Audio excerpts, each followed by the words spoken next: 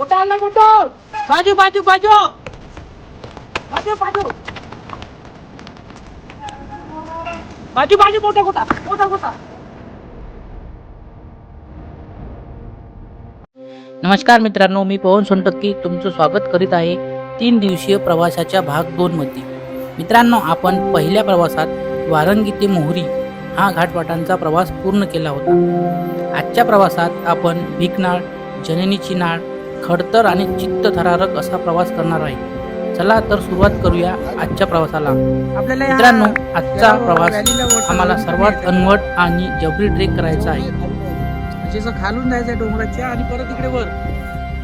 सामानांची आवराआवरी करून आम्ही दणदणीत ट्रेकच्या तयारीला लागलो. आमच्या सोबत आमचे गाईड पांडुरंग मोरे होते. त्यांच्या मागोमाग आम्ही चालायला सुरुवात केली.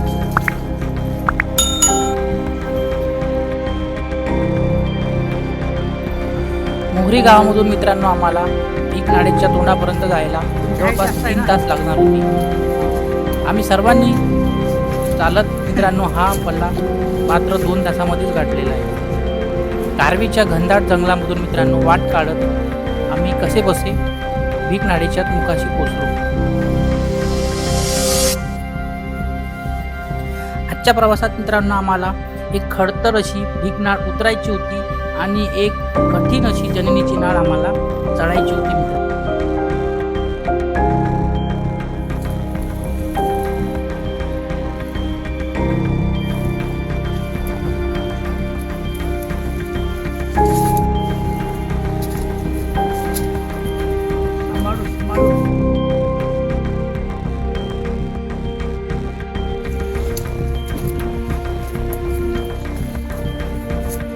बना के चलो.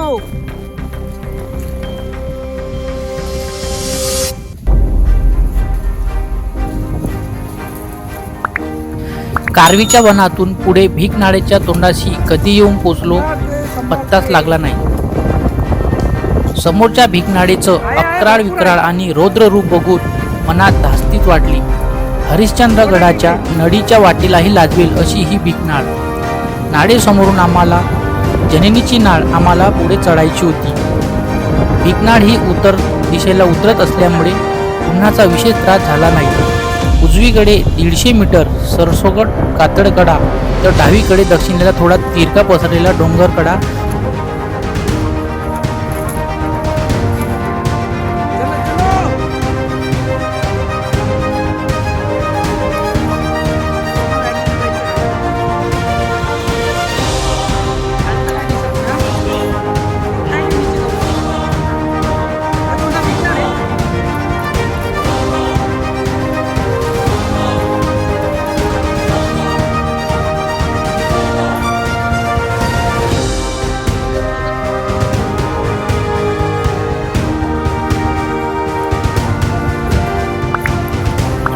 एक एक करून मित्रांनो आता सर्वजण आम्ही भिकनाळेच्या उतरायला सुरुवात केली.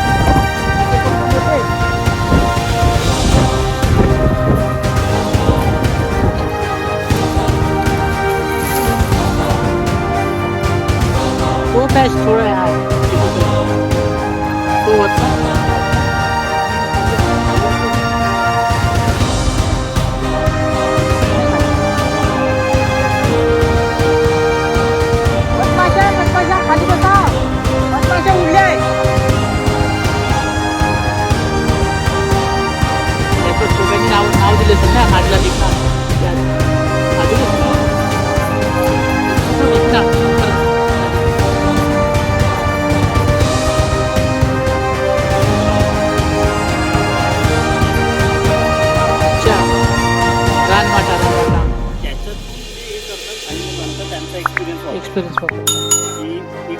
कुठे असेल मग येत, कारण इकडे शक्यतो कोणी येत नाही अशा ठिकाणी. ते येतात आधी पाहिलं. मला वाटतं जास्त ट्रेकर्स या रस्त्याने नाही भिकनाळला नाही येणार ना. काय आली ना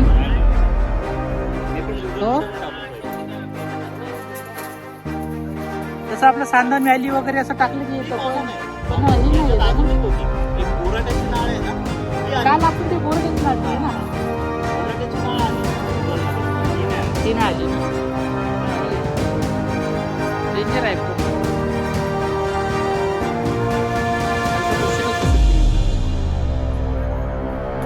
काही ठिकाणी तर रोप वरून खाली उतरायची होती. दिसायला खूप सोपे वाटायचे, पण उतरायला गेल्यावर ते किती कठीण आहे याची पूर्ण प्रतीती नॅरो यायची. शेल म्हणजे एक साईड दरी आणि सहज उतरेन म्हणत कोणाकडे तरी मदतीची भीक मागायला पण लागायची. मोठा दगड पडला आता. गेलाय ना खाली.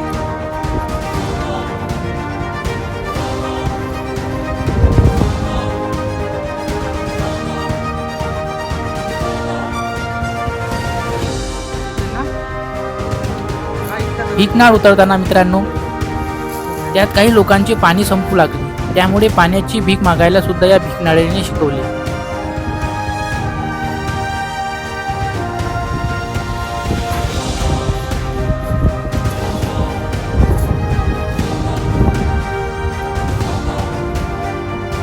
नाळ काही संपत नव्हती. जेवढी खाली उतरत होतो तेवढी ती पुढे पुढे वाढत होती. काही पॅच तर इतके कठीण होते की त्या कातळात वाटच कळत नव्हती. खूप खडकाळ प्रवास थकवणारा आणि बरेच काही शिकवणारा असा तो आम्ही उतारलो. एक एक करत सगळे खाली उतरत होते. आता आपल्याला डोंगराच्या कडेला वळसा मारत जननी नाडेकडून परत वर चढायची होती. पाणी अगदी संपत आले होते आणि ते पुरवायचे सुद्धा होते. त्यामुळे कोणी मागूनही कोणाला पाणी द्यायला तयार नव्हते. भीकनाळ हे नाव कसे पडले असेल त्याची थोडीफार कल्पना आम्हाला लगेच आली.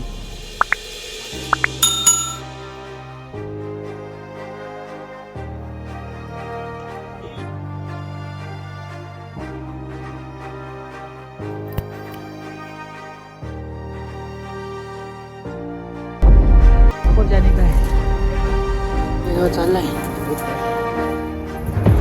भाई. वीडियो देख रहे होंगे ना, तो देख के मत आओ रे भाई. इधर कोई आता जाता नहीं. ये खाली जो जा रहे हैं ना हमारे मास्टर लोग, उनको ये मालूम है ये जननी की ना नहीं लगला ना.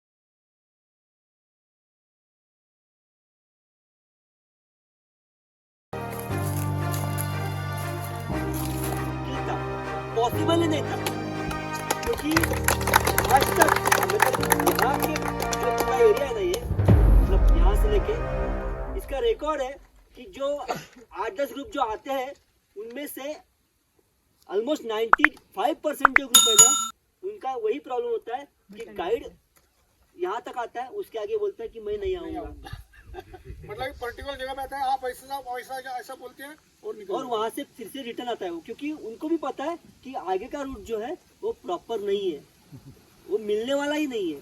इनके साथ भी वैसे ही हुआ, इनके मतलब उनके ग्रुप के साथ ये यहाँ पे रेगुलर होता है, इसलिए हमने भी उनसे बात की थी पहले ही कि ये होता है, ये नहीं होना चाहिए। उन्होंने इसलिए ऐसा ही पसंद दिया था कि जिसको इच्छा जरूरी अपने जगह तो रात को उन्होंने कैसे रास्ता निकाला पूरा, तो उसके लिए उनके लिए अभी वो वहाँ पे नहीं है, वो घर पे गए, लेकिन उनके लिए तालियां बजाना जरूरी है। और कल के पूरे दिन में सांगा था ना